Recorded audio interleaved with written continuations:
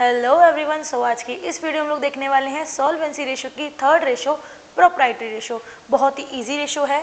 सो बेटा, proprietary ratio हम लोग निकालते हैं इक्विटी अपॉन में टोटल एसेट्स। इक्विटी आप लोगों को पता है बेटा, it's capital, and total assets मतलब कि जितनी भी एसेट्स हैं, करेंट और नॉन करेंट एसेट्स, वो सारी एसेट्स आ जाएंगी। सो इक्विटी को बेटा हम लोग शेयर होल्डर्स फंड बोलते हैं, आपको पता है। इक्विटी कैसे निकालते हैं? शेयर कैपिटल और रिजर्व और सरप्लस को प्लस कर देंगे तो हमारा इक्विटी आ जाएगा। और आप इक्विटी टोटल एसेट को टोटल डेट से माइनस करके भी निकाल सकते हो। इसका मतलब ये जितनी भी एसेट्स हैं उसमें से अगर हम लोगों ने सारी लाइबिलिटीज़ को माइनस कर दिया है, जिसमें नॉन करेंट लाइबिलिटीज़ और करेंट लाइबिलिटीज़ दोनों आती हैं, तो भी हमारी इक्विटी आ जाएगी, मतलब कि कैपिटल आ जाएगी। देन इक्विटी बेटा आप non current assets, working capital और माइनस नॉन करेंट लाइबिलिटीज करके भी निकाल सकते हो। सो बेटा इक्विटी आप एक और तरीके से निकाल सकते हो, नॉन करेंट एसेट्स और वर्किंग कैपिटल का अगर जो फॉर्मूला है वो है simple current asset minus current liabilities. इसी को ओपन किया है and then minus non current liabilities. So ये हमारा फॉर्मूला होता है इक्विटी का।